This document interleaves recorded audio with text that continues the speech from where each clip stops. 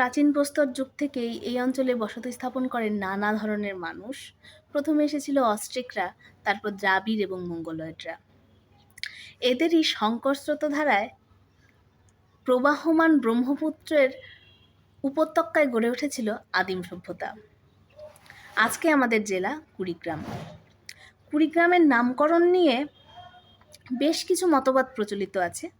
তার মধ্যে একটি হলো, অনেকের দাবি করেন যে এই কুড়ি শব্দটি এসেছিল অস্ট্রিক ভাষার কুর বা কোর ধাতু থেকে, যার অর্থ মানুষ। আবার অনেকের মতে একটি গণনা পদ্ধতি এই অঞ্চলে প্রচলিত এখনও আছে, কুড়িভিত্তিক গণনা পদ্ধতি। এই গণনা পদ্ধতি ছিল মূলত কোল ভাষায়, যে ভাষাটি একটি অস্ট্রিক ভাষা গোষ্ঠীভুক্ত ভাষা, যার থেকে এই গণনা পদ্ধতি থেকে কুড়িগ্রাম শব্দটির উৎপত্তি হয়েছে বলে অনেকে মনে করে থাকেন। আবার একটি মতবাদ পাওয়া যায়, কোচ রাজা বিশ্বসিংহ এই অঞ্চলে কিছু জেলে পরিবারকে বসতি স্থাপন করতে দিয়েছিলেন। এই 20টি জেলে পরিবারের বসতি স্থাপনের ঘটনাকে কেন্দ্র করেই এই অঞ্চলের নামটি হয়েছিল কুড়িগ্রাম।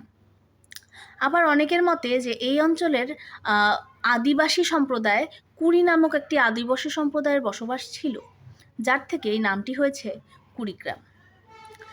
আবার ব্রিটিশ পিরিয়ডে sir William Hunter, Buchanan Hamilton এবং মিস্টার ভাস, তাদের বিবরণ অনুযায়ী এই অঞ্চলের নামটি পাওয়া যায় কুড়িগঞ্জ, কিন্তু এরা কোথাও উল্লেখ করেননি এই কুড়িগঞ্জ নামটির উৎপত্তি সম্পর্কে।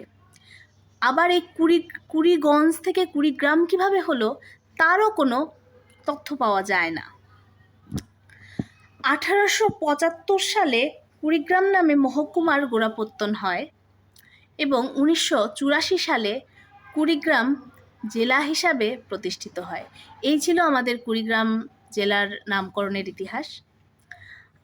আপনার যদি কোনো মন্তব্য থেকে থাকে এই সম্পর্কিত, অবশ্যই আমার কমেন্ট বক্স খোলা এবং কুড়িগ্রামের থেকে কেউ দেখে থাকলে অবশ্যই ভিডিওটি শেয়ার করে দেবেন। ধন্যবাদ।